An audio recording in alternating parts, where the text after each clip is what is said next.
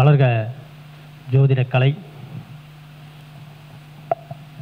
இந்த ஒரு அரிய வாய்ப்பினை கொடுத்த எங்களது அன்பு நண்பர் குருநாதர் ஐயா பண்டிட் பாலசுப்ரமணியா அவர்களுக்கு என் மனமார்ந்த நன்றியை தெரிவித்துக் கொண்டு, இந்த ஈசன் ஜோதிட அறக்கட்டளையின் அனைத்து நிர்வாகிகளுக்கும் என் மனமார்ந்த நன்றியை தெரிவித்துக் கொண்டு, எனக்கு இந்த ஜோதிட கலையினை தொட்டு காட்டிய சுட்டி காட்டிய அனைத்து குருமார்களுக்கும் எனது பணிவான வணக்கங்களை தெரிவித்து, எனது வாஸ்துவில் பல ஜோதிட குருமார்கள், வாஸ்து குருமார்கள் அனைவருக்கும் எனது நன்றியையும் வணக்கத்தையும் தெரிவித்துக் கொண்டு, இந்த கருத்துரையை கேட்க வந்திருக்கும் அனைவருக்கும் என் மனமார்ந்த நன்றியை தெரிவித்துக் கொண்டு, எனது இந்த குரு பெயர்ச்சி பலனை பேச ஆரம்பிக்கிறேன். சாரி, சனி பயிற்சி ரெண்டுமே இருக்குது. அடுத்த சனி பயிற்சி தான், குரு பயிற்சி தானே. ராகுகேது பயிற்சியாவது வரிசையாக எந்த வருடத்துலையும் இல்லாத ஒரு சிறப்பம்சமாக இந்த வருடம் வந்து இந்த 2025 ஃபஸ்ட்டு சனி பயிற்சி, அதுக்கடுத்து ராகுகேது பயிற்சி, அதுக்கடுத்தது குரு பயிற்சின்னு அமைஞ்சிருக்கு. மிகச்சிறப்பான ஆண்டு. ஓகே, இப்போ நம்ம பேச ஆரம்பிச்சிருக்கிற இந்த நேரம், எப்பொழுதுமே நம்ம பேச ஆரம்பிச்சோம் அந்த நேரத்தை வந்து கணிக்கிறது ரொம்ப முக்கியம். சனிக்கிழமை பங்குனி 8, அஷ்டமி திதி, அற்புதமான அஷ்டமி திதி, மூல நட்சத்திரம் 2ஆம் பாதம், பாலவ கரணமும் கூடிய இந்த அற்புதமான நல்ல நேரத்தில் நாம் இப்போ இந்த பேச்ச ஆரம்பிக்கிறோம். எப்பயுமே இந்த கரணத்தை பற்றி நீங்கள் தெரிஞ்சுக்கும் போது உங்களுடைய கரணம் என்னங்கிறது உங்களுக்கே தெரியும். அந்த கரண வேளையில் நீங்கள் பேசக்கூடிய, நீங்கள் செய்யக்கூடிய காரியங்கள் அனைத்தும் மேக்சிமம் வெற்றி தரும். ஒவ்வொருத்தரும் அவங்கவுங்க கரணத்தை தெரிஞ்சு வச்சுக்கிறது ரொம்ப முக்கியம். சரி, ஓகே. இப்போ என்னுடையது வந்து பாலவ கரணம், அதுக்காக சொன்னேன். இப்போ வரக்கூடிய 29/3/2025 இரவு 10:45 மணி அளவில் சனிப்பெயர்ச்சி நடக்குது. இந்த சனிப்பெயர்ச்சி பேசும்போதெல்லாம் இன்றைக்கி வந்து நிறைய யூடியூப்ஸில் பெரிய பெரிய ஜோதிட ஜாம்பவான்கள்லாம் இந்த வருஷம் வந்து சனிப்பெயர்ச்சி இல்லைன்னு ஒரு சில பேர் சொல்கிறாங்க, ஒரு சில பேர் இந்த வருஷம் தான் சொல்கிறாங்க. இந்த குழப்பங்கள் எல்லாம் இன்றைக்கி இல்லைங்க, 15-20 வருஷம் முன்னாடியே வந்துச்சு இந்த குழப்பங்கள்லாம். ஐயா சனிப்பெயர்ச்சி இருக்குதா இல்லையா? ஒரு ஜோதிடர், பெரிய ஜோதிடர் அவர் சொல்கிறாரு இந்த வருஷம் சனிப்பெயர்ச்சியே கிடையாதுங்க, 2026 தான் சனிப்பெயர்ச்சிங்கிறாரு. அப்போ தான் திருநள்ளாறுல எல்லாம் பண்ணுறாங்க, அதனால் நீங்கள் அப்போ தான் வச்சுக்கணுங்கிறாரு. ஆனால் உண்மையிலே சனிப்பெயர்ச்சி இருக்குன்னா 100% உண்மையிலே சனிப்பெயர்ச்சி இருக்கிறது. இதை வந்து நம்ம டெலஸ்கோப்பில் கூட பார்க்கலாம். ஐயா கூட போன இதில் சொன்னாங்க, 120 ரூபா கட்டணம் கட்டினோம்னா நம்ம பயிற்சியோட நம்மளே பார்க்கலாம் அப்படின்னு சொன்னாங்க. சனிப்பெயர்ச்சி 100% உண்மை. இந்த மாதிரி பயிற்சிக்கு உண்டான சர்ச்சைகள் வரும்போதெல்லாம், நமக்கு வந்து இந்த மாதிரி சூழ்நிலைகள் வரும்போதெல்லாம் வழிகாட்ட ஒரு ஆசான் இருந்தாங்க. நான் சொல்கிற இந்த ஒரு 15 வருஷத்துக்கு முன்னாடி இதே சர்ச்சை வரும்போது சனிப்பெயர்ச்சியிலே தான் அதுவும் வந்துச்சு. அந்த சர்ச்சையை தீர்த்து வச்சவர் யாருன்னா காஞ்சி பெரியவர் சந்திரசேகர சரஸ்வதி சுவாமிகள். தெளிவாக சொன்னார். என்ன சொன்னார்னா, திருக்கணிதங்கிறத மனுஷனுக்கும் வாக்கிய கணிதங்கிறத கோயில்களுக்கும் நம்ம பயன்படுத்துறது தான் சரி, நம்ம எல்லாத்துக்கும் திருக்கணிதத்தை தான் நம்ம எடுத்துக்கணும் அப்படின்னு ரொம்ப தெளிவாக சொன்னார். அதிலிருந்து எந்த குழப்பமும் இல்லாமல் தான் போயிட்டுருக்கு. மீண்டும் இந்த வருஷம் ஒரு பெரிய இடைவெளியாக அந்த வாக்கியத்துக்கும் திருக்கணிதத்துக்கும் வரும்போது தான் இந்த பிரச்சனை வருது. வாக்கிய பஞ்சாங்கம் அப்படிங்கிறது கோயில் அனுஷ்டானங்களுக்கு நம்ம எடுத்துக்கலாம். திருக்கணிதங்கிறது திருத்திய கணிதம், ரொம்ப துல்லியமான கணிதம். இன்றைக்கி 90% பேர் வந்து திருக்கணிதத்தை தான் ஃபாலோ பண்ணுறோம், பலங்கள் எடுக்கிறோம், ஜாதகங்கள் எழுதுகிறோம். சரி, இப்போ 29ஆம் தேதிக்கு மேலே ஒரு 1ஆம் தேதி 2ஆம் தேதி வாக்கில் ஒரு குழந்தை பிறந்தா அந்த குழந்தையினுடைய ஜாதக கட்டத்தில் சனி பகவானை நம்ம எங்கே குறிக்கிறது? வாக்கிய பஞ்சாங்கம் பார்க்குற ஜோசியர் வந்து ஒரு கட்டத்திலையும், திருக்கணிதம் பார்க்குற ஒரு கட்டத்திலையும் குறித்தா என்ன வருது? யோசனை பண்ணி பாருங்கள். அப்போ திருக்கணிதத்தை மட்டுமே நாம் கணிதத்தில் எடுத்துக்கொண்டு வாக்கிய பஞ்சாங்கங்கிறது கோயில் அனுஷ்டானங்களுக்காக நம்ம பயன்படுத்தலாம். அப்போ குரு பயிற்சி, சனி பயிற்சி, ராகுகேது பயிற்சி அனைத்துமே இந்த திருக்கணிதத்து முறைப்படியே நம்ம எடுத்துக்கலாம், தவறில்லை. இந்த வாக்கிய பஞ்சாங்கத்துக்கு திருக்கணித பஞ்சாங்கத்துக்கு இந்த சர்ச்சைகள் வரும்போதெல்லாம் நீங்கள் நல்லா கவனிச்சிங்கன்னா தெரியும், கிரகண காலத்தில் இவங்க 2 பேத்துக்கும் பிரச்சனை வர்றதில்லை. இவர் ஒரு கிரகணத்தை சொல்லலாம், அவர் ஒரு கிரகணனால சொல்லலாம், அதுலாம் இவங்களுக்கு தொந்தரவே வர்றதில்லை, அதுலேயும் பிரச்சனை வர்றதில்லை. எதில் தான் இவங்களுக்கு முட்டிக்குதுன்னு பார்த்தா இதில் தான் வந்து இடிக்குது. இதில் என்ன காரணம்னா, வக்ரகதி காலத்தை வந்து வாக்கிய பஞ்சாங்கம் துல்லியமாக எடுக்கிறதில்ல, அதுதான் காரணம், வேற ஒன்றும் இல்லை. வக்ரகதி ஆகக்கூடிய காலங்களை வந்து அவங்க துல்லியமாக எடுத்துக்கிறது இல்லை, ஆனால் திருக்கணிதம் துல்லியமாக எடுத்துக்குது. அப்போ திருக்கணிதத்துப்படியே நாம் பயிற்சியை எடுத்துக்கொண்டால் நிச்சயமாக நல்ல பலனை நம்ம எடுக்க முடியும். சரி, அதுக்கு அடுத்ததாக நாம் இன்றைக்கி வந்துங்க இந்த சனிப்பெயர்ச்சி ஆகும்போது உடனடியாக ஏகப்பட்ட பலன்கள் தொலைக்காட்சியிலும் சரி, யூடியூப்லேயும் சரி, வார இதழ்கள், மாத இதழ்கள் எல்லாத்துலேயும் போட்டுக்கிட்டு இருப்பாங்க. இந்த பெயர்ச்சிகள் வந்து முழுக்க நடக்குதா அப்படின்னு நம்ம முதல்ல ஒரு கருத்து எடுத்துக்கணும். திசாபுத்தியே தலை சிறந்தது, பிரதானமானது, அதில் மாற்றம் கிடையாது. கோச்சார கிரகங்கள் பலம் தராதான் கண்டிப்பாக பலம் தரும், சதவீதம் குறைவு.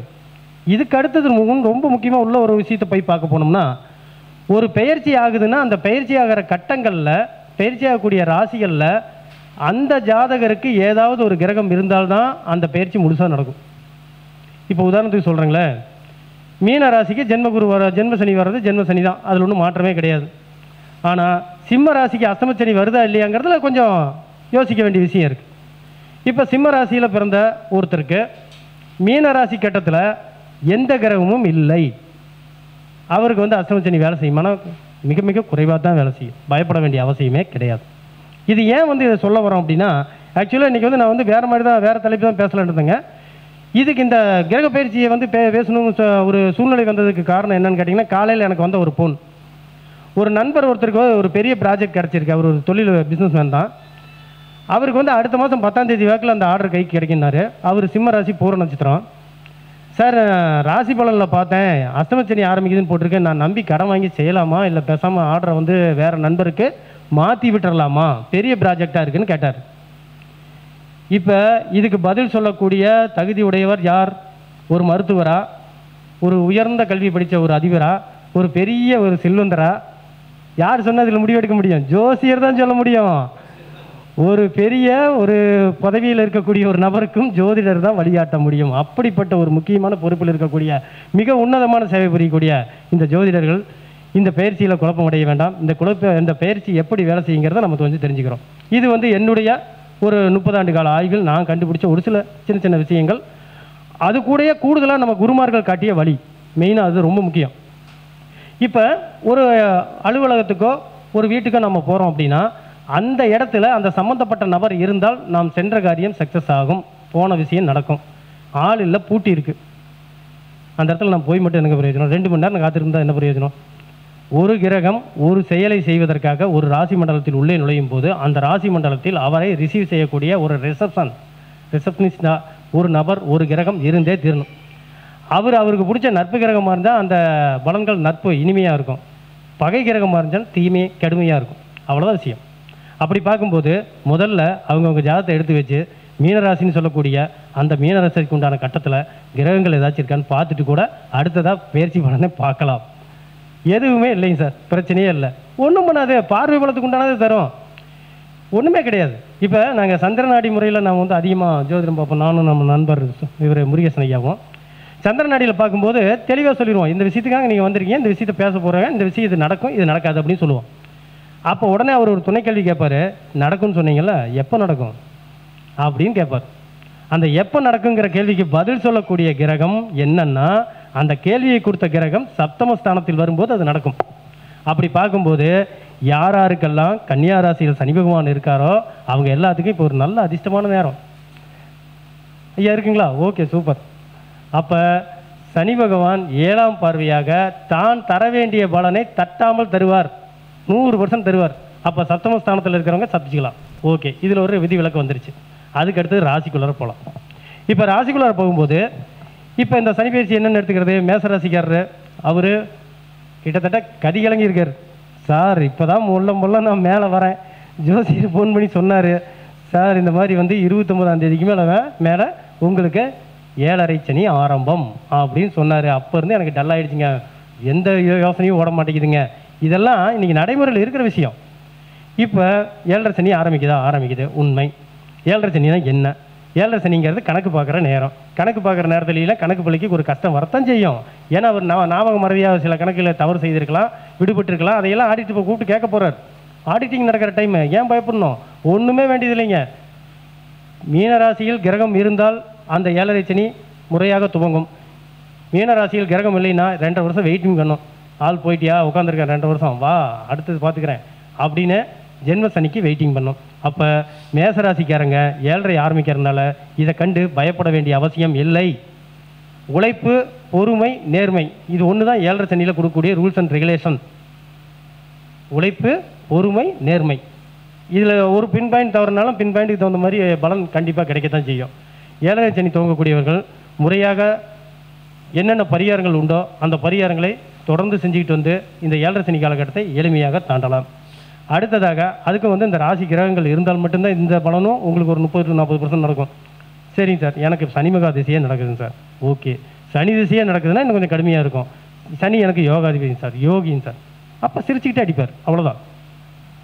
அடிக்காமலும் போக மாட்டார், சிரிச்சுக்கிட்டே அடிப்பார். ஆமாம் அடிப்பார்.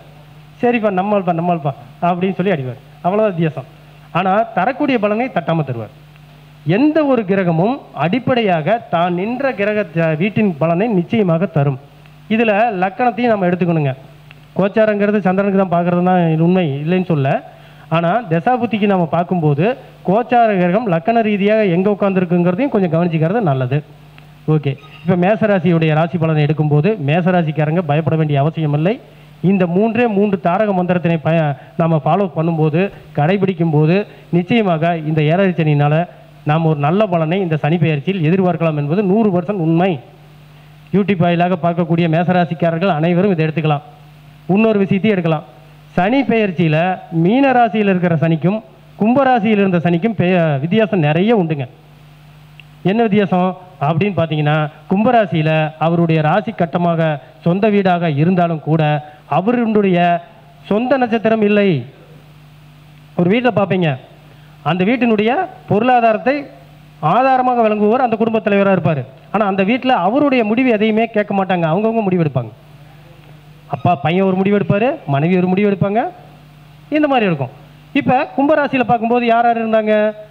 சகோதரன் இருந்தார், அவிட்ட நட்சத்திரம் இருந்துச்சு, சகோதரன் இருந்தார். அதே சமயம் பெண் ஜாதகமாக இருந்தால் கணவர் இருந்தார், கணவரை குறிக்கக்கூடிய செவ்வாய் அவிட்ட நட்சத்திரம் இருந்துச்சு.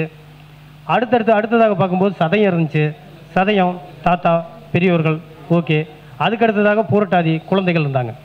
இப்போ மீனராசியில் நுழைஞ்சிருக்கிற குரு அந்த ராசியில் போய் பார்க்கக்கூடிய இந்த கிரகங்கள் நட்சத்திரங்கள் யாருன்னு பார்க்கும்போது குழந்தைகளை குறிக்கக்கூடிய பூரட்டாதியும் உத்திரட்டாதி சொந்த நட்சத்திரம் ஒரு இதில் இருக்குது. எந்த ஒரு கிரகமும் அது நிற்கக்கூடிய வீட்டில் அவருடைய சொந்த நட்சத்திரம் இருந்தால் அதுக்கு 2 மடங்கு பலம் அதிகம். இப்போ இந்த மீனராசியில் சொல்லக்கூடிய குரு சனி பகவானுடைய கட்டளைகள் தட்டாமல் செயல்படுத்தப்படும். கும்பத்தில் கூட தவறின பலன்கள் மீனத்தில் தவறவே தவறாது. அதுக்கு அடுத்ததாக யார் இருக்காங்க? ரேவதி, அவருடைய நண்பர். ஒன்று அவருடைய நண்பர், ஒன்று அவருடைய வழிகாட்டி, ஒன்று அவருடைய சொந்த நட்சத்திரம். மீனராசியில் சனி பகவான் கெடுதல் செய்ய மாட்டார், 100% நம்பலாம். அப்போ மேசராசிக்காரங்க பயப்பட வேண்டிய அவசியம் இல்லை. அதுலேயும் குறிப்பாக அசுவதி நட்சத்திரம், பரணி, இதெல்லாம் நம்ம கவனிக்க வேண்டியதாக இருக்குது. கிருத்திகை, இப்படி பார்க்கும்போது இந்த ராசி நட்சத்திரங்களுக்கு தகுந்த மாதிரி பலன்கள் மாறுபடும். பொதுவாக எனக்கு வந்து 7.5 ஆரம்பிச்சிருச்சுங்க, சனி பயிற்சி ஆயிடுச்சுன்னு பயப்பட வேண்டிய அவசியம் யாருமே பயப்பட வேண்டிய அவசியம் இல்லை. தசாபுத்தி வலுவானதாக இருந்தால் இந்த கோச்சார பலன்கள் வந்து அப்படியே நம்மளை தொந்தரவு பண்ணாமல் போயிடும், கடந்து போயிடும்னு சொல்கிறது, வேற ஒன்றும் இல்லை. அடுத்ததாக ரிஷபராசி.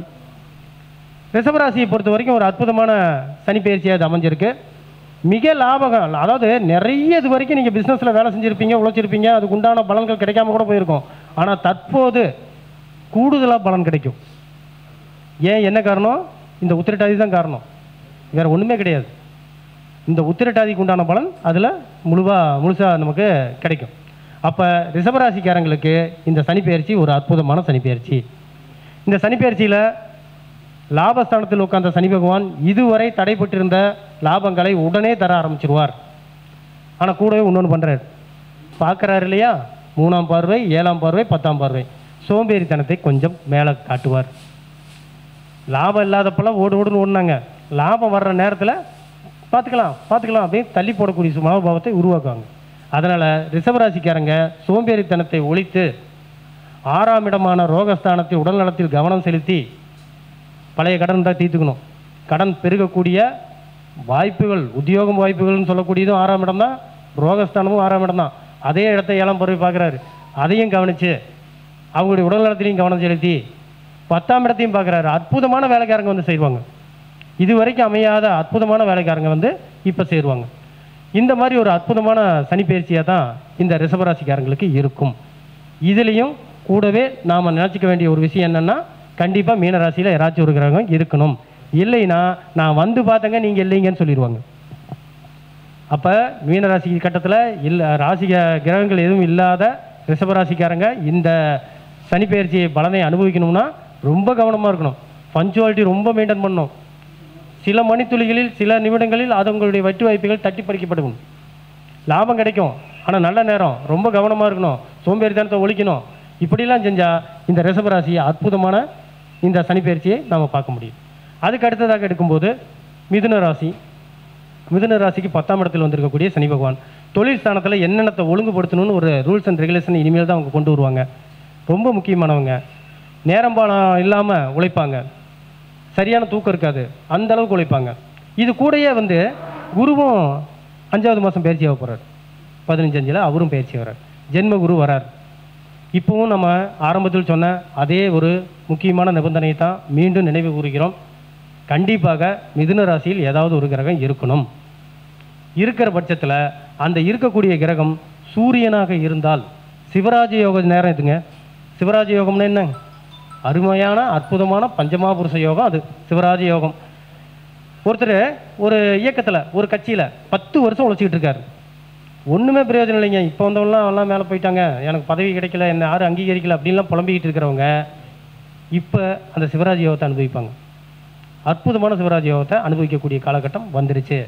அப்போ இனிமேல் வந்து இன்னும் கொஞ்சம் கூடுதலாக கவனமாக உழைச்சாங்கன்னா தொழிலில் ஆகட்டும், வணிகத்திலையும், குடும்பத்திலையும், பொது இயக்கத்திலையும் மிகப்பெரிய அற்புதமான யோகத்தை அந்த மிதுன ராசிக்காரங்க அனுபவிக்க முடியும். எப்போ பிறந்தவங்க?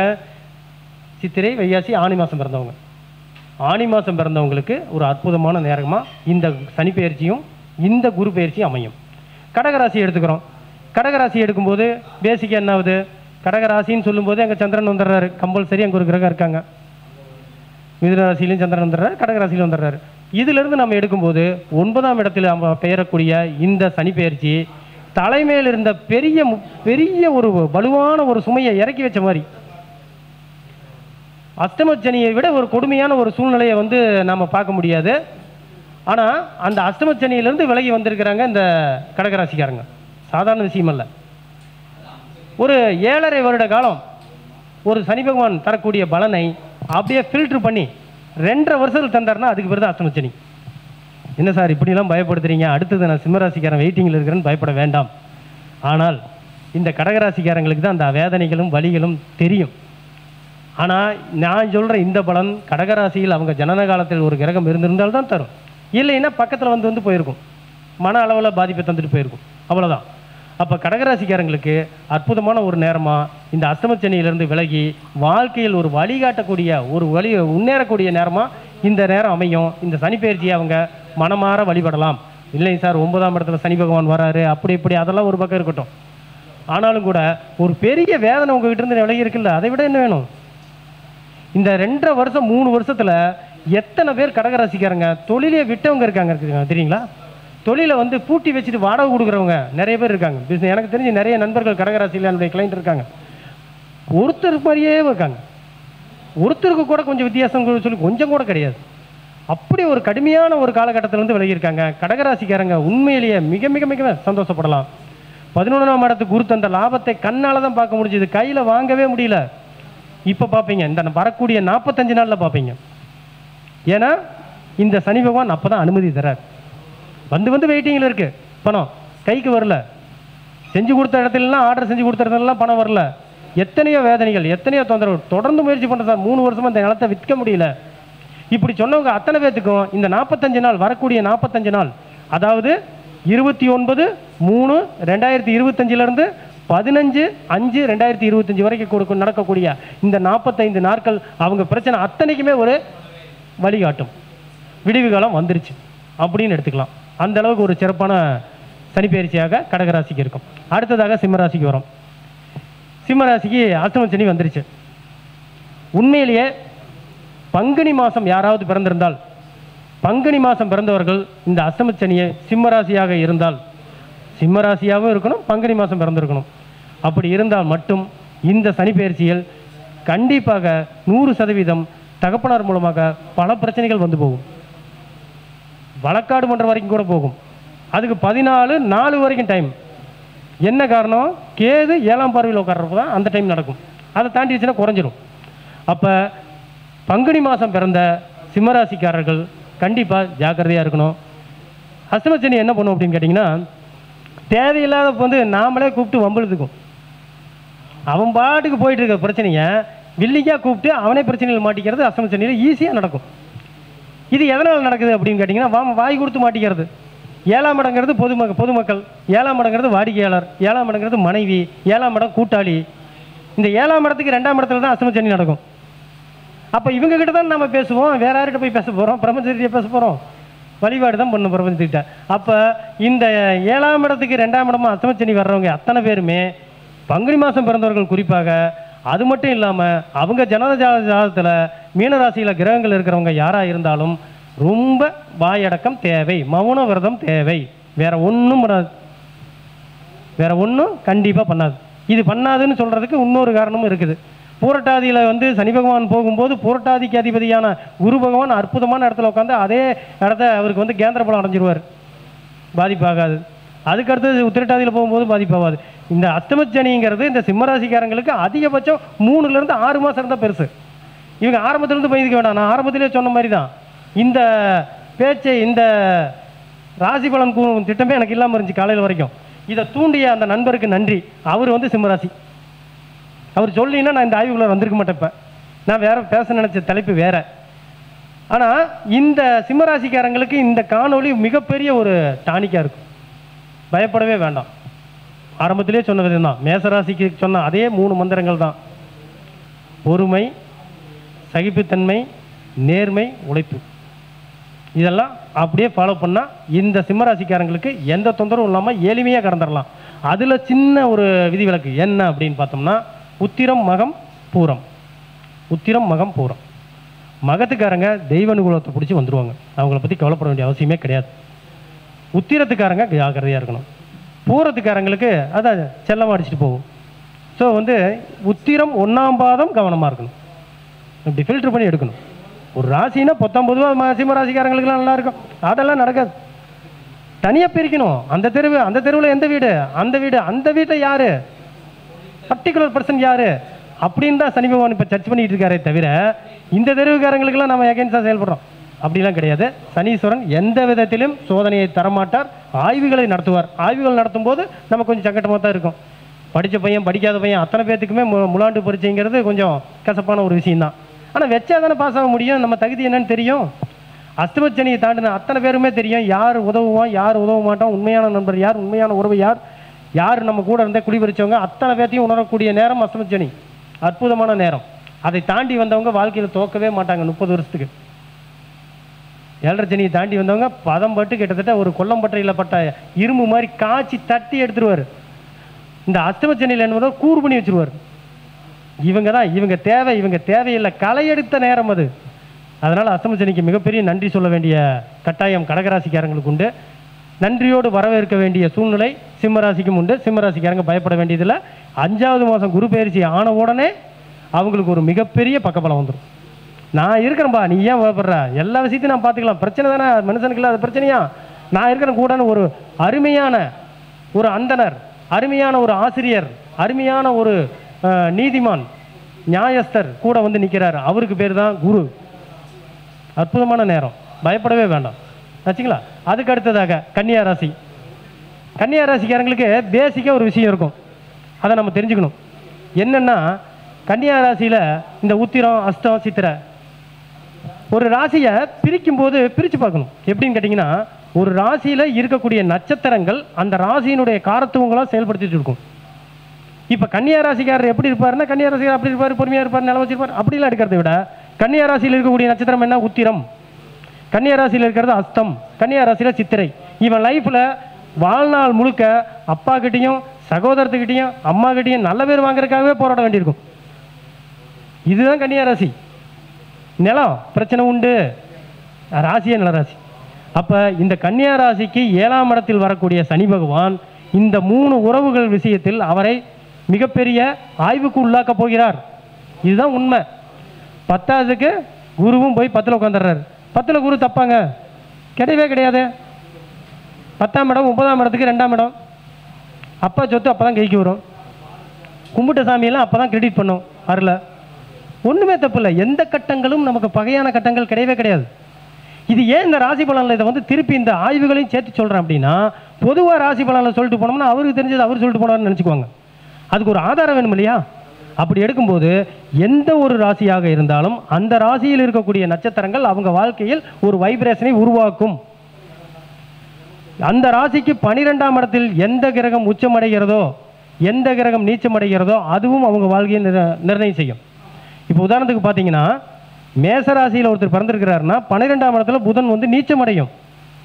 மேசராசிக்காரங்க அத்தனை பேருமே அவங்க கை காசை செலவு பண்ணாதான் 4 பேர் பக்கத்தில் நிற்பான். ஃப்ரெண்ட்ஸு செலவு பண்ணுறதை என்னைக்கு நிறுத்துறாரோ அன்னைக்கே கூடாரம் காலி. அப்போனா என்ன அர்த்தம்? நம்ம ராசிக்கு 12ஆம் இடத்தை கவனிக்கணும். நம்ம ராசியில் இருக்கக்கூடிய நட்சத்திரங்களுடைய கேரக்டர்ஸை கவனிக்கணும், காரத்துவத்தை கவனிக்கணும். ஒரு பயிற்சி வரும்போது இந்த பயிற்சி சோதனையான பயிற்சியா சாதனையான பயிற்சியா? அப்போ சோதனையாக இருந்தால் இந்த உறவுகளை நம்ம பாதுகாக்கணும், இந்த காரத்துவத்தை நம்ம பாதுகாக்கணும். சாதனையான முயற்சியாக இருந்துச்சுன்னா இந்த உறவுகள்கிட்ட நம்ம நெருங்கணும். அதுதான் இந்த கிரக பயிற்சியோட உண்மையான பலன் சொல்கிற நோக்கமே அதுதான், வேற ஒன்றுமே இல்லை. கன்னியாராசிக்கார் சார் 7ஆம் இடத்துல வந்துருச்சுங்க சார், சனி வந்துருச்சுங்க சார். முதல்ல கஸ்டமர் கவனிங்க.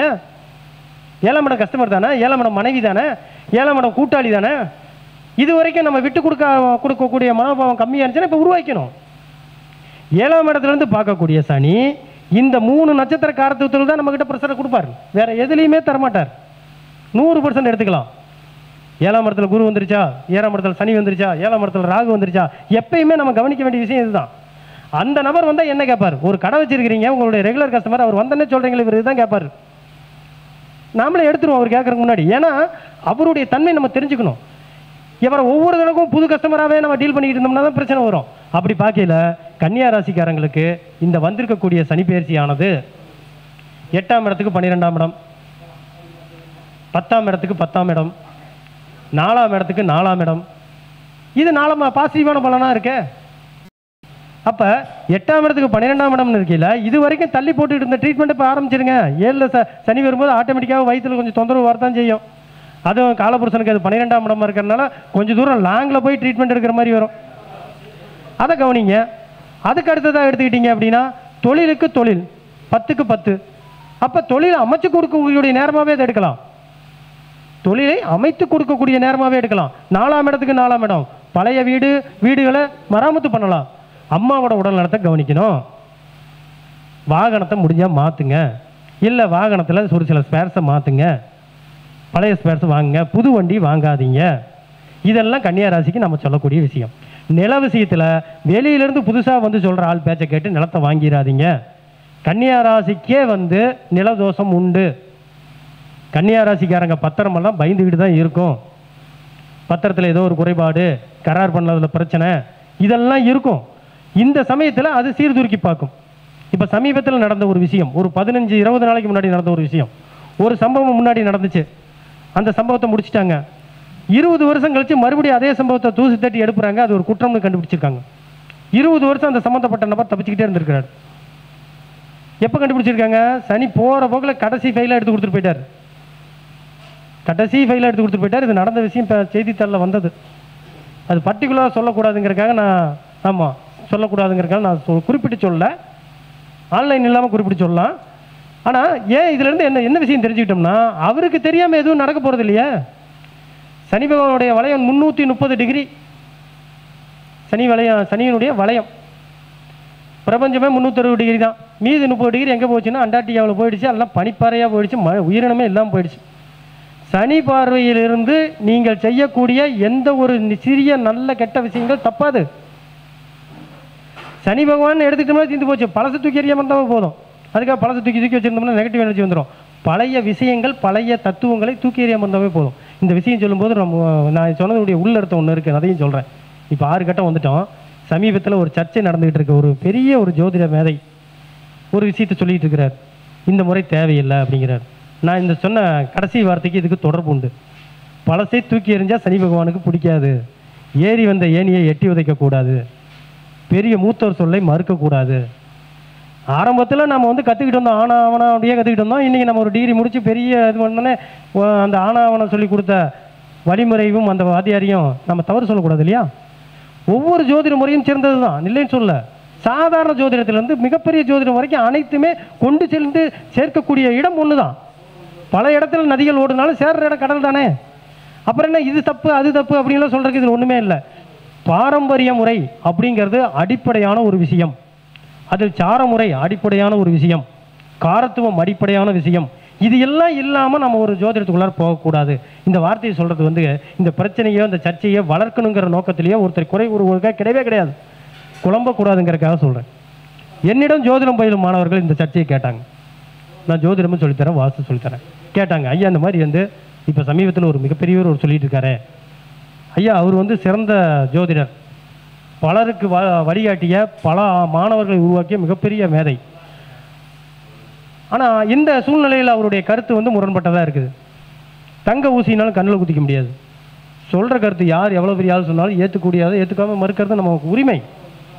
ஜோதிட உலகங்கிறது இன்னைக்கு நேற்று உருவானதல்ல, பல ஆயிரம் வருஷம் கட்டமைச்ச ஒரு விஷயம். அந்த கட்டமைப்பில் போய் அந்த கடற்காலில் போய் கை வைக்காதீங்க. பில்லரை ஆட்டி பார்க்க நினைக்கவே வேண்டாம். இன்னைக்கு இதை சொல்கிறவங்க நாளைக்கு வந்து கட்டங்களே இல்லைங்க அப்படி ஒரு சில பேர் ஜோசியர் சொல்கிறதும் உண்டு. இது எதையுமே பார்க்க வேணாங்க, தசாபதி பார்க்க வேணாங்க. என்ன அது அர்த்தமே இல்லாமல் இருக்குது. அட்ரஸ் இல்லாமல் லெட்டர் போட்டால் எப்படி போய் சேரும்? அதை கொண்டு போய் சேர்த்துருக்குன்னு ஒருத்தர் வேணும் இல்லையா? ஒரு மளிகை ஜாமான் வந்துட்டால் உணவு வந்துருமா நமக்கு? அது செய்யறதுக்கு ஒருத்தர் வேணும் இல்லையா? யார் மூலமாக அந்த மளிகை ஜாமான் உணவாக மாறுதுன்னு வேணும் இல்லையா? அப்போ சார ஜோதிடம் எந்த விதத்திலையும் சோரம் போகாத ஜோதிடம். 100% நீங்கள் அதை எடுத்துக்கலாம். இந்த முறையை ஃபாலோ பண்ணி இப்போ நான் சொல்லிக்கிட்டு இருக்கிற இந்த பெயர்ச்சி பலன் கூட சார ஜோதிடத்தில் தான் நான் சொல்லிகிட்டு இருக்கேன். நிச்சயம் 100% வேலை செய்யும். சரிங்க, அந்த சர்ச்சையை கொஞ்சம் நினைவுபடுத்த வேண்டிய கடமை இருந்தாலும் சொன்னேன். அதுக்கு அடுத்ததாக துளாராசிக்குள்ளார் வரும். துளாராசி அடிப்படையாக துலாத்தை குறிக்கக்கூடிய சுக்கிரனாகட்டும் சனி பகவானாகட்டும் நண்பர்கள் அனைவரும் அறிந்த விஷயம். இந்த துளாராசிக்கு 6ஆம் இடத்தில் வந்திருக்கிற இந்த சனி பகவான் யோக பலனையே தருவார், புதிய உத்தியோக வாய்ப்புகளை உருவாக்குவார். இப்போ பயிற்சி எடுக்கும்போது இந்த பரியாயங்கிற கணக்கு மறந்துடக்கூடாது, வயதோட்டம்ங்கிறதுக்கு மறந்துடக்கூடாது. இப்போ 10 வயசு துலா ராசிக்கார பையனுக்கும் 60 வயசு துலா ராசிக்கார நபருக்கும் ஒரே பயிற்சி பலன் சொன்னால் எப்படி பொருந்தும்? பொருந்தது. அப்போ இந்த வயதோட்டத்தில் 60ஐ கடந்த துளாராசிக்காரங்க குழந்தைகளுடைய வளர்ச்சியை கண்டு பெருமைப்படலாம். இப்படி தான் இருக்கணும். 5ஆம் இடத்துக்கு 2ஆம் இடம், காரத்துவத்தில் ஸ்தானாதிபத்தியத்தில் 6ஆம் இடம் சனி பகவானுக்கு உகந்த இடம். அப்போ இந்த பெரியவங்களுடைய கனவுகளை குழந்தைகள் நிறைவேற்றுவார்கள். யாருக்கு? துளாராசிக்காரங்களுக்கு. சார் எனக்கு 25 வயசு, எனக்கு 35 வயசு, எனக்கு எப்படிங்க பலன் வந்த பலன் அப்படின்னு கேட்டால் வேலை வாய்ப்புகள் அதிகரிக்கும், ஆர்டர்ஸ் அதிகரிக்கும், வாய்ப்புகள் அதிகரிக்கும், பல நாள் எழுதிக்கிட்டு இருந்த கேஸ் முடியும். இது அத்தனையும் முடிவுக்கு வரும். தெய்வ வழிபாடு சிறக்கும். தெய்வ வழிபாடு சிறக்கக்கூடிய காலகட்டம். ஒரு கிரகம் இயற்கையாக பாவரா சுபரா அவருடைய கேரக்டர் என்ன நிறைய படிச்சிருப்போம். ஆனால் அந்த ராசி கட்டத்தில் புனையும் போது தான் அதனுடைய கேரக்டர் மாறுபடும். ஒரு ராகு மீனத்தில் இருக்கிறதுக்கும் ஒரு ராகு மேசத்தில் இருக்கிறதுக்கும் ஒரு ராகு கன்னியில் இருக்கிறதுக்கும் வித்தியாசம் உண்டு. ஒரு சனி பகவான் மீனத்தில் இருக்கிறதுக்கும் அதே சனி பகவான் மேசத்தில் இருக்கிறதுக்கும் அதே சனி பகவான் மிதுனத்தில் இருக்கிறதுக்கும் வித்தியாசம் உண்டு.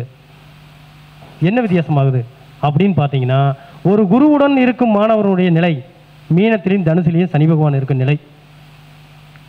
ஒரு வாதியாருக்கு பக்கத்தில் உட்காந்துருக்கிற மாணவர் குறும்புத்தனம் இல்லாமல் சேட்டை பண்ணாமல் கவனமாக இருந்து படிப்பான். அதே மேசத்தில் இருக்கும்போது அதே மிதுனத்தில் அவனுடைய நண்பரோடு இருக்கும்போது வாலாட்ட தான் செய்வான். அதனால் பார்க்கும்போது இந்த துளாராசியில் 6ஆம் இடத்தில் வரக்கூடிய அந்த சனி பகவான் அற்புதமான வாய்ப்புகளை வாரி வழங்குவார் துளாராசிக்காரங்களுக்கு. கூடுதலாகவே 9ஆம் இடத்துல குருவும் வர்றார். அடிஷனலாக சூப்பர் ஃபாஸ்ட்னு சொல்லலாம். என்ன சார் அதெல்லாம் சூப்பராக சொல்கிறீங்க, அப்போ துணிஞ்சு இறங்கிட்டுமா? இறங்கலாம். கோச்சார பலன் என்பது எப்போதுமே தற்காலிகமானது. இந்த விஷயம்லாம் கோடிட்டு வச்சுக்கணும். தசாபுத்தி வழங்கும் பலன்கிறது நிரந்தரமானது, கோச்சார பலன் தற்காலிகமானது. தசாபுத்தியில் நடக்கக்கூடிய சம்பவங்கள் வாழ்நாள் முழுக்க இருக்கும், வாழ்நாளுக்கு அடுத்த தலைமுறைக்கும் கடத்தி கொண்டு போகும். அப்போ தசாபுத்தியுடைய வலிமையை நீங்கள் கண்டிப்பாக பார்த்துக்கணும். காலப்பகை தேசம் நடந்துச்சுன்னா இந்த கோச்சாரம் பாதுகாத்து கொடுக்கும். எது வரைக்கும்? அந்த கோச்சார கிரகங்கள் சப்போர்ட்டாக இருக்கிற வரைக்கும். கோச்சார கிரகங்களை நம்பி நாம் செய்யக்கூடிய காரியங்கள் பெரிய காரியங்கள் இறங்கக்கூடாது, தசாபுத்தியை நம்பி தான் இறங்கணும். நடந்துகிட்டு இருக்கிற தொழிலையோ நடந்துகிட்டு இருக்கிற குடும்ப விஷயங்கள்லையோ இந்த கோச்சார கிரகங்கள் வந்து நல்ல பலனை தரும். அதனால் கோச்சார கிரகம் எனக்கு 11 குரு வந்துட்டார், நான் ஒரு 10 கோடி ரூபா கடன் வாங்கிட்டாருன்னா தவறு. அது எப்படி தருவோம்? இது ஒரு அடுத்த வருஷம் நவுந்துருவார், என்ன பண்ணுவீங்க? தசாபுத்தி தான் வலுவானது. ஓகே, அப்படி பார்க்கும்போது துளாராசி அற்புதமான சனி பயிற்சியை சந்திச்சிருக்கு. மிக மிக சிறப்பு. வாழ்த்துக்கள் வாழ்த்துக்கள். அதுக்கு அடுத்ததாக விருச்சிக ராசிக்குள்ள போகிறோம். விருச்சிக ராசிக்கு 5ஆம் இடத்தில் சனி பகவான் வந்திருக்கார். குரு பகவான் என்ன பண்ணுறாரு? அருமையான ஒரு 7ஆம் இடத்தை விட்டுட்டு 8ஆம் இடத்துக்கு போயிடுறாரு. 8ஆம் இடத்துக்கு குரு பகவான் போயிடுறாரு. சனி பகவான் 5ஆம் இடத்துக்கு வந்துடுறாரு. ஓகே, இப்போ ராசிக்கு 5ஆம் இடத்தில் வந்த சனி பகவான் என்ன செய்கிறார்? முதல்ல குலதெய்வத்துக்கு போய் முதல்ல முறையான வழிபாடு பண்ணிடுங்க. எடுத்தெடுப்பில் செய்கிறது குலதெய்வத்துக்கு வழிபாட்டை முதல்ல சிறப்பாக செஞ்சுருங்க. 5ஆம் இடம் குலதெய்வம், 5ஆம் இடம் ஆசைகள். உங்கள் ஆசைகளை சீர்தூக்கி பாருங்கள். குழந்தைகளுடைய நலனில் கவனம் செலுத்துங்க. குழந்தைகள் என்ன பண்ணுறாங்க ஏது பண்ணுறாங்கன்னு கவனிங்க. உங்களுடைய ஆசைகள் நியாயமானதா அப்படிங்கிறத உங்களுக்குள்ளேருந்து வெளியே வந்து பாருங்கள். ஏன்னா நம்ம கூட நமக்கு தெரியாது, அடுத்தவனுக்கு தான் தெரியும். அப்போ நம்மக்கிட்டேருந்து நம்ம விலகி நம்மளுடைய ஆசை நியாயமானதா அப்படிங்கிறத பாருங்கள். கௌரவம், புகழ், செல்வாக்கு ஸ்தானமாகவும் இருக்கிறனாலையும், திட்டங்களை குறிக்கக்கூடிய ஸ்தானமாக இருக்கிறதுனாலையும் கண்டிப்பாக நம்மளை சுற்றி இருக்கிறவங்களுடைய வைப்ரேஷன் அவங்க என்ன சொல்ல வராங்கங்கிறத காது கொடுத்து கேளுங்க. இளம் வயதில் இருக்கக்கூடிய விருச்சிக ராசிக்காரங்க காதல் வயப்படாமல் இருங்க. மாட்டிக்குவீங்க, அவமானத்தை சந்திக்க போகிறீங்க. இது அத்தனையும் நடக்க போகுது. இப்போ 5ஆம் இடத்தை வச்சு தான் இது நடக்கும். அப்போ 5ஆம் இடத்துல இருக்கக்கூடிய கிரகங்கள் யார் யார்? பூரட்டாதி இருக்கார், உத்திரட்டாதி இருக்காங்க, ரேவதி இருக்காங்க.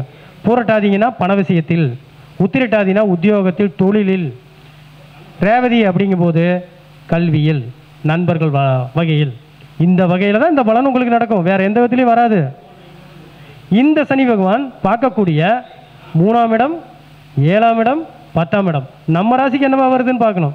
3ஆம் பார்வையாக விருச்சிக ராசிக்காரங்களுக்கு 7ஆம் இடமான வாடிக்கையாளரையும் வாழ்க்கை துணையும் கூட்டாளியும் பார்க்குது.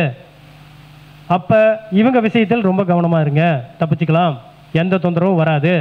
30 வருஷம் செய்த தவறுகள் இப்போது தான் வெளிப்படும். 30 வருஷம் ஒருத்தர் மறைச்சி ஒரு விஷயத்தில் இன்பம் அடைந்தோ லாபம் அடைந்தோ இருந்தால் இப்போ வெட்ட வெளிச்சத்துக்கு வரக்கூடிய காலகட்டம் இது. அர்த்தாசம் சனியில் உங்களை பாடாப்படுத்தின சனி இப்போ ரிலீவ் ஆகியிருக்கிறது மிகப்பெரிய விஷயம். விலகிட்டு அவர் அந்த இடத்துல இருக்கக்கூடிய குறைகளை பார்த்து இந்த பொருள் உள்ளே வச்சிருக்கலாம், இந்த பொருள் உள்ளே வச்சிருக்க வேணாம்னு உங்கள் மனசுலேருந்து தூக்கி எறிய போகிறார். அப்படிப்பட்ட அற்புதமான காலகட்டம் இது. 8ஆம் இடத்துல குரு வருது, அது தனியாக பார்த்துக்கலாம், அங்கேயும் தவறு வரல, அதையும் சொல்கிறேன். இப்போ 5ஆம் இடத்துல இருக்கக்கூடிய சனி பகவான் விருச்சிக ராசிக்கு மோசமான பலன்களை தரமாட்டார், கடுமையான பலன்களை தரமாட்டார். ஆனால் நெறிமுறைகளை கையாள சொல்லுவார். அந்த விதத்தில் சனி பகவானை சரியான முறையில் வழிபாடுகள் பண்ணி வாழ்வியல் சனி பகவானை வழிபாடு பண்ணுங்க. 2 விதம் இருக்குதுங்க. ஒன்று தெய்வ வழிபாடு. இந்த ஒரு சில பேர் இந்த அருள்வாக்கு ஜோசியர்லாம் இருப்பாங்க, அவங்களுக்கு ஒரு விஷயமும் தெரியாது. 50 ரூபா அடிப்பாங்க. 50 ரூபா ஏன் நீ பண்ணியிருப்போம், நீ வந்துட்டு அது இப்படி ஆயிருப்போம் அப்படின்னு 50 ரூபா அடிக்கிறக்கூடிய ஜோசியர் இருப்பாங்க. அவங்கெல்லாம் இப்போ ஜாக்கிரதையாக இருக்கணும். அவங்களாம் இப்போ ஜாக்கிரதையாக இருக்கணும். ஏன்னா சிந்தனை ஸ்தானத்தில் போய் சனி பகவான் உட்காந்துட்டார். தவறாக போயிடக்கூடாது, கவனமாக சொல்லணும். குழந்தைகள் பரிகாரம் சொல்கிறத விருச்சிக ராசி ஜோதிடர்கள் தள்ளி வைக்கிறது நல்லது. ஏன் சொல்கிறேன்னா சனி பகவான் அதில் உட்காந்துருக்கும் போது அந்த இடத்தில் ரொம்ப ரொம்ப துல்லியமான விஷயத்தை எதிர்பார்ப்பார். இவர் கொஞ்சம் குறைவாக போயிட்டார்னா அங்கே தண்டனை உண்டு. இதெல்லாம் விருச்சிக ராசிக்கு உண்டான பலன்கள். தனுசு ராசிக்கு எடுக்கும்போது அர்த்தாசம சனி ஆரம்பமாகுது. தன் ராசிக்கு 4ஆம் இடம், தன் ராசிக்கு 2ஆம் இடம், தன் ராசிக்கு 3ஆம் இடம். 4ஆம் இடத்துக்கு உண்டான குரு பகவான் 15/5/2025 பயிற்சி ஆகிற வரைக்கும் உடல் நலத்தை ரொம்ப கவனமாக பார்த்துக்கணும். தாயாரை கவனமாக பார்த்துக்கணும்.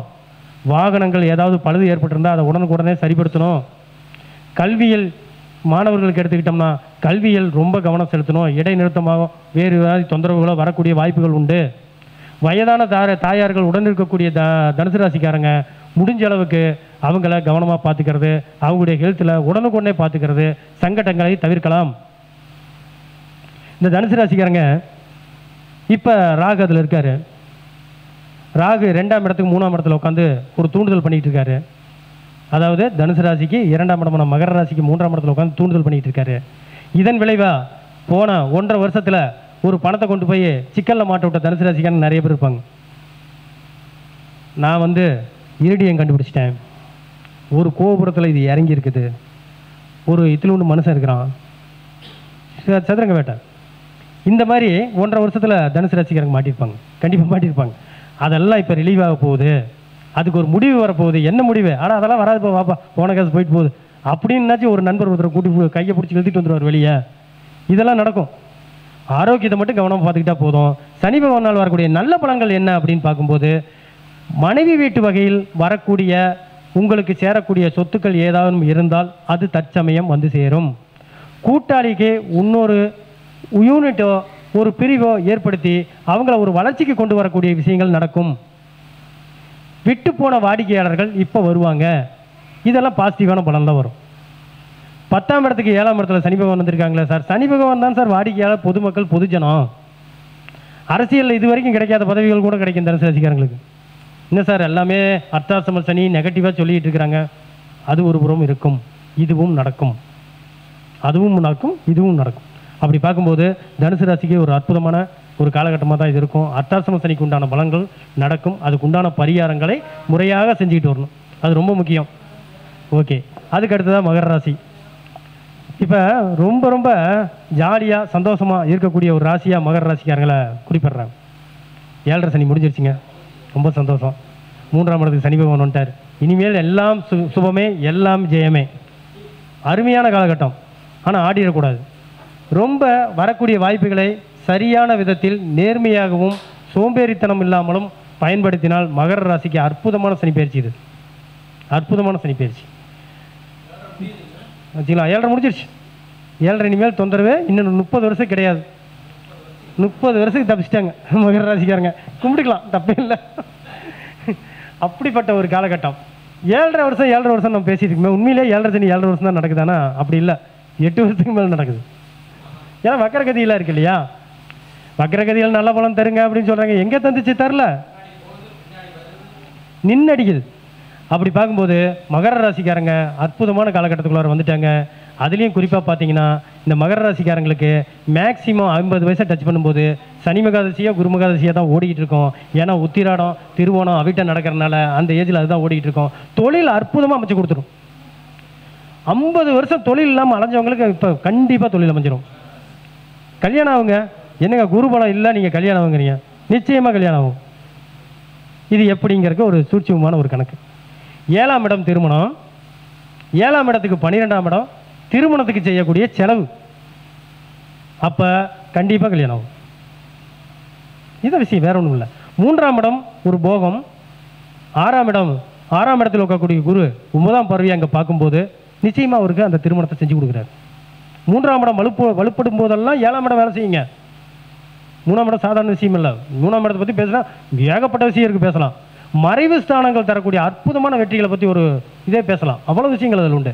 அப்போ 3ஆம் இடத்தில் இருக்கக்கூடிய இந்த சனி பகவான் மிகப்பெரிய ஒரு ஆளுமையை இந்த ஜாதகருக்கு தருவார். மகர ராசிக்காரங்களுக்கு விளக்கங்களே தேவையில்லை. அற்புதமான ராஜயோக காலகட்டம்.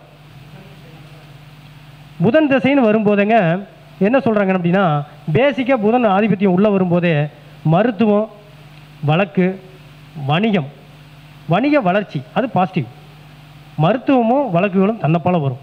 புதன் திசை நடக்கிறவங்க ஒவ்வொருத்தரும் செய்ய வேண்டிய முக்கியமான விஷயம் என்ன அப்படின்னு பார்த்தீங்கன்னா, ஒவ்வொரு வருடமும் அவங்களுடைய பிறந்த நாளோ அல்லது பிறந்த நட்சத்திரத்தன்னைக்கோ ஒரு அரசு மருத்துவமனைக்கு போய் அங்கே ஒரு அரை மணி நேரம் அப்படியே ரவுண்ட் அடிச்சுட்டு அங்கே யாருக்காச்சும் தானம் பண்ணிட்டு வாங்க. பழங்கள், பிஸ்கட், பிரெட்டு இந்த மாதிரி ஒரு வயதானவங்களுக்கு தானம் பண்ணிட்டு வந்தீங்கன்னாவே அந்த மருத்துவ செலவுகள் குறைஞ்சிரும். அதே மாதிரி இந்த வழக்காடு மன்றத்துக்கும் போய் ஒரு நாள் உட்காந்து வேடிக்கை பார்ப்போமே, என்ன ஆயிருப்போகுது? நமக்கு தான் அந்த வாய்ப்பே கிடைக்காம போச்சே. ஏன்னு கேட்டால் இது ரெண்டுக்கும் அவங்களுக்கு கூட்டு போக வேண்டிய டைம் வந்துருச்சுன்னு அர்த்தம். நம்மளே அங்கே போய் ஆஜராயிருவோம். நாளைக்கு நம்மளை வந்து ஒரு பிரச்சனைக்கு ஒருத்தர் வரப்போகிறான். இன்றைக்கி அவன் இடத்துலையே நம்ம போய் பார்ப்போம். ஏப்பா நாளைக்கு வரேன்னு சொன்னியாம்மா, வாப்பா, கண்டிப்பாக வாப்பா, நான் வீட்லேயே இருக்கிறேன், நல்ல விதமாக உன்னை வரவேற்கிறேன், சாப்பாடு கப்பெல்லாம் ரெடி பண்ணுறேன் அப்படின்னு சொன்னால் அந்த கெடுபலம் தரக்கூடிய நபர் எப்படி அவருடைய மனநிலை மாறும்? இதே தாங்க புதன் திசைக்கு நீங்கள் கவலையப்பட வேணாம். இது ரெண்டும் நம்ம கூடயே ட்ராவல் ஆகும். எப்படி நம்ம ஒரு கொரோனாவோட வாழை பழகிக்கிட்டோமோ அதே மாதிரி புதன் திசை முடிகிற வரைக்கும் இது கூட வாழை பழகிக்கணும். புதன் திசை நடக்கும்போது 3ஆம் இடத்து சனியோ சனியுடைய ஆதிக்கமோ பெரிய கெடுதலை தருவது இல்லை. அதே மாதிரி தான் 7.5 சனி நடக்கும்போது ராகு திசை நடந்தாலும் சுக்கிர திசை நடந்தாலும் சனி மகா திசை நடந்தாலும் பெரிய அளவுக்கு கெடுபலன் வருவதில்லை. இது வந்து நடைமுறையில் பார்த்தா அனுபவபூர்வமான ஒரு உண்மை. அப்படி பார்க்கும்போது இந்த மகர ராசி ஒரு அற்புதமான ஒரு சனி பயிற்சியை சந்திச்சிருக்கு. அதுக்கு அடுத்ததாக கும்பராசி எடுத்துக்கிட்டோம்னா காலபுருஷனுக்கு 11ஆம் இடம் லாபஸ்தானம். ஜென்ம சனி நடந்துகிட்டு இருந்துச்சு. இந்த 7.5 சனி பற்றி பேசும்போது ஒருத்தர் சொன்னார், சார் எனக்கு அருமையான யோக தசை சார், 7.5 நடந்துகிட்டு இருக்கு, என்ன செய்யலாம் அப்படின்னாரு. எனக்கு இப்போ யோகா நடக்கலையா அப்படின்னு கேட்டார். 7.5 சனியில் முதல் 2.5 வருடம் அப்படிங்கிறது ஒருத்தருக்கு 100 டிகிரி காய்ச்சல் வந்த மாதிரி, ஜென்ம சனிங்கிறது 102 டிகிரி வந்த மாதிரி. விரையச்சனிங்கிறது மறுபடியும் 100க்கு போன மாதிரி. இப்போ இந்த 102 டிகிரி நடந்துக்கிட்டு இருந்த ஜென்மச்சனியை சந்தித்த கும்பராசிக்காரங்களுக்கு யோக திசை நடந்திருந்தால் எப்படி உணர முடியும்? 102 டிகிரி ஒரு காய்ச்சலில் இருக்கக்கூடிய ஒரு நபருக்கு இனிப்பை கொடுத்தாலும் கசக்குதும்பாரு, கசப்பு கொடுத்தாலும் கசக்குதும்பாரு. அவருக்கு வந்த நல்ல விஷயங்கள் அவருக்கு நல்ல விஷயங்களாக மனசில் பட்டிருக்காது. அவரை சுற்றி சுற்றி சுற்றி சுற்றி நல்ல விஷயங்கள் நடந்திருந்தாலும் கூட திசை புத்திப்படி அவர் மட்டும் பயனடைய மாட்டார், மற்றவங்க மட்டும்தான் பயனடைவாங்க. அந்த ஒரு மோசமான ஒரு காலகட்டம் வந்து இப்போ இறங்கிருச்சு. இப்போ நார்மலான நிலைமைக்கு வந்துட்டார். 7.5 முடியலின்னு இருந்தாலும் கூட கும்பராசிக்காரங்களுக்கு ஒரு தெளிவான ஒரு சூழ்நிலையை இப்போ உருவாக்கி தந்திருக்கு. அற்புதமான காலகட்டம்னு சொல்லலாம். கும்பராசிக்காரங்களாகட்டும், மீனராசி, மேசராசி, மகர ராசி ஆகட்டும், அந்த ராசிக்காரங்க எல்லாருமே தொடர்ந்து திருநள்ளாறு வழிபாடுங்கிறது ரொம்ப முக்கியம். இவங்கெல்லாம் எப்போ வேணாலும் திருநள்ளாறு போகலாம். இந்த இப்போ இருக்கிற சூழ்நிலையில் அவங்களுக்கு எந்த ஒரு கண்டிஷனும் கிடையாது. தாராளமாக போய் அங்கே அருள் தரக்கூடிய சனீஸ்வரனை வழிபாடு பண்ணி, தர்ப்பணேஸ்வரர் வழிபாடு பண்ணி அங்கே கொஞ்சம் நேரம் தங்கி இருந்து வருதல் மிகப்பெரிய ஒரு நல்ல ஒரு பலனை தரும். கும்பராசிலையும் பார்த்தீங்கன்னா அவிட்டஞ்சதயம், பூரட்டாதி வெவ்வேறு விதமாக வேலை செஞ்சுருக்கும். இந்த சனிப்பேசியில் இன்னொரு கான்செப்ட் கூட உண்டு. சனி எந்த நட்சத்திரத்தில் போகிறதோ அந்த நட்சத்திரத்துக்கு உண்டான ராசிகளுக்கெல்லாம் 7.5 சனியினுடைய காட்டம் கொஞ்சம் தெரியும்பாங்க. ஒரு பெரிய புயல் அடிக்கும்போது எப்படி பக்கத்தில் இருக்கிறவங்களுக்குலாம் அந்த சூழ்நிலை தெரியுதோ, அதே போல் இப்போ புரட்டாதி நட்சத்திரம் நடக்கும் போதெல்லாம், புரட்டாதியில் சனி பகவான் போகும்போதெல்லாம் மீனராசிக்கும் தனுசு ராசிக்கும் ஏறக்குறைய சனியினுடைய 7.5 சனியினுடைய பாவங்கள் கொஞ்சம் கொஞ்சம் தெரியத்தான் செய்யும். அதுக்கடுத்து உத்திரட்டாதியில் போகும்போது மகரம் கும்பம் மீண்டும் கொஞ்சம் வேலை செய்யும். ரேவதியில் போகும்போது கன்னியா ராசி மிதுன ராசிக்கு 7.5 உண்டான பலன் நடக்கும். ஆனால் ஒரு அந்த லைட்டாக இருக்கும், அதில் ஒன்றும் பெரிய வித்தியாசம் தெரியாது. ஸோ அப்படி பார்க்கும்போது கும்பராசிக்கு அற்புதமான இந்த சனி விலகல் பெரிய ஒரு கடுபடியான காலகட்டத்திலிருந்து கொஞ்சோண்டு ரிலாக்ஸ் பண்ண மாதிரி பண்ணி விட்டுருக்காங்க. இது வந்து ஒரு நல்ல விஷயம், சிறப்பாகவே இருக்கும். அடுத்ததாக மீனராசி கூப்பிட்டு பக்கத்தில் உட்கார வச்சு தைரியம் சொல்ல வேண்டிய ராசி. ஏன்னா ஜென்ம சனி வந்திருக்கு. முதல்ல ஆரோக்கியத்தில் கவனம் செலுத்தணும். அந்த ஆரம்பிக்கக்கூடிய ஜென்ம சனி 3 விதமாக நடத்துது. ஒன்று புரட்டாதியாக நடத்துது, குரு வேடம் போட்ட சனி. உத்திரட்டாதி சுயச்சனி, ரேவதி மாணவ வேடம் போட்ட சனி. கேரக்டர் எடுக்கணும். சாரம் இல்லைன்னா அதுக்குள்ளார போகவே முடியாது சார். எவ்வளோ தூரம் முக்கியமாக இருக்கு பாருங்க சாரம்.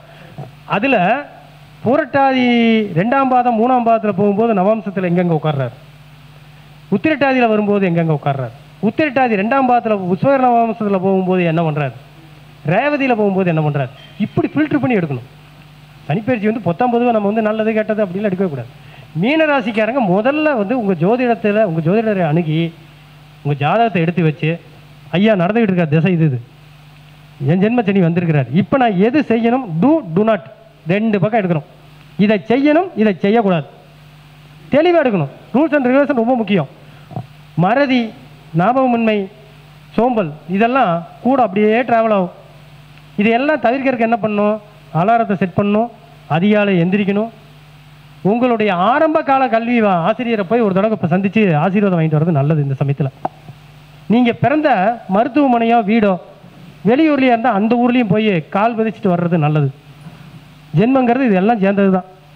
அப்போ ஜென்ம ராசியில் வரும்போது முயற்சி ஸ்தானத்தை 3ஆம் இடத்தையும், 7ஆம் இடமான சப்தமஸ்தானத்தையும், 10ஆம் இடமான தொழில் ஸ்தானத்தையும் பார்க்கக்கூடிய அமைப்பு இருக்கிறதுனால இந்த 3 விஷயத்திலையும் எந்த விதத்திலையும் அஜாக்கிரதையாக இல்லாமல் இருந்தாலே இந்த மீனராசி எளிமையாக கடந்து போகலாம். பொறுமை ரொம்ப ரொம்ப தேவை. மெதுவாக தான் போவோம். 20 கிலோமீட்டர் தான் அந்த வண்டி ஓடும். சந்திரன் மாதிரி 100 பறக்காது. அப்போ மெதுவாக தான் ஒவ்வொரு விஷயமும் நடக்கும். சகிப்புத்தன்மை தேவை, விடாமுயற்சி தேவை. 7.5 சனி நடக்குது சார், என்ன பண்ணலான்னு ஒருத்தர் ஃபோன் பண்ணி கேட்டார். நீங்கள் வந்து ஸ்மார்ட் ஒர்க் செய்கிறவங்க சனியை பொறுத்த வரைக்கும் ஒரு சொட்டு வேர்வை கீழே விழுந்துச்சுன்னா கூட மன்னிச்சிடுவார். ஆனால் நீங்கள் செய்கிறது கம்ப்யூட்டரில் ஒர்க்கு, ஏசி ரூமில் உட்காந்து செய்கிறீங்க, கொஞ்சம் நேரம் கூட வேர்வை வரக்கூடாதுன்னு சொல்கிறீங்க. அப்போ என்ன செய்கிறதுனா உங்கள் தோட்டத்தில் மண் வெட்டி எடுத்து வெட்டுங்கன்ட்ட. கடின உழைப்பு செய்யும்போது சனி பகவான் எந்த விதத்திலும் தொந்தரவு செய்கிறதில்ல. காருண்ய மனம் படைக்கும் போதும் தொந்தரவு செய்கிறதில்ல. அதனால தான் இந்த காருண்ய காரகன், பாக்கிய காரகன் இவங்க 2 பேர்த்துக்கும் சனி பகவானோட நட்பேற்பட்டுச்சு. சரி, இன்றைக்கி ஒரு முக்கியமான ஒரு விஷயம், ஒரு கொஸ்டின். எத்தனை பேர் அதை பற்றி ஆய்வு பண்ணணும்னு பார்த்துக்கலாம். தனக்காரகன் யாருங்க? குரு. கல்விக்காரகன் புதன். ஒவ்வொன்றும் சொல்லலாம். ஆத்மகாரகன் சூரியன், மனதுக்காரகன் சந்திரன். பாக்கியக்காரகன் யாருங்க?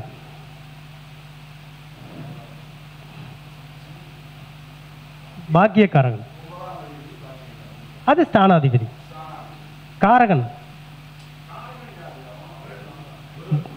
இல்லை இல்லை இல்லை, பாக்கியக்காரகன் சுக்கிரன். வாடிய பயிரை கண்டும் போதெல்லாம் வாடினேன்னு சொன்னார் இல்லைங்களா வள்ளலாறு, அந்த ஒரு தன்மை சுக்கிரனுக்கும் உண்டு. யார் ஒருத்தர் அடுத்தவங்களுடைய கஷ்டத்தை கண்டு மனதுருகிறாங்களோ நிச்சயமாக அவங்களுக்கு சுக்கிரன் நல்லாயிருக்கும். இந்த பாக்கியக்காரகன் அப்படின்னு சொல்லக்கூடிய அமைப்பு இருக்கிறதுனால இந்த பாக்கியக்காரகன் மீன ராசியில் உச்சமடைவதாலும் பாக்கியக்காரகத்தை ஏற்படுத்திக்கிறோம். ஜீவகாருண்யம் வேணும், கேட்காம உதவி செய்யணும். ஒரு கிரிவல பாதையிலையோ அல்லது பஸ் நிலையங்கள் இந்த மாதிரி பொது இடங்கள்லையோ உணவு கேட்காம, அந்த உணவு கேட்க கூட சத்து இல்லாமல் படுத்து கிடக்கிறாங்க பாருங்கள் ஒரு வயதானவர்கள், அவங்கள எழுப்பி அவங்களுக்கு ஒரு சாப்பாட்டு போட்டணுமோ தண்ணியும் தானம் தந்தாலே இந்த ஜென்மச்சனியினுடைய வேகத்தை முழுசும் குறைச்சிடலாம். 100% இந்த பலன் வேலை செய்யும். செஞ்சு பாருங்கள். பார்த்தீங்களா, ஒரு அற்புதமான வழி. ஏன்னா ஒரு சிக்கல் வந்துருச்சதுக்குன்னா வழி தெரியணும் இல்லையா, அந்த வழி இதுதான். அதுக்கு அடுத்ததாக எடுத்துக்கிட்டோம்னா அந்த மீனராசியில் நிறைய நல்ல விஷயங்கள் இந்த காலகட்டத்தில் நடக்க போகுது. அது அத்தனையும் படிப்படியாக பார்க்க போகிறோம்.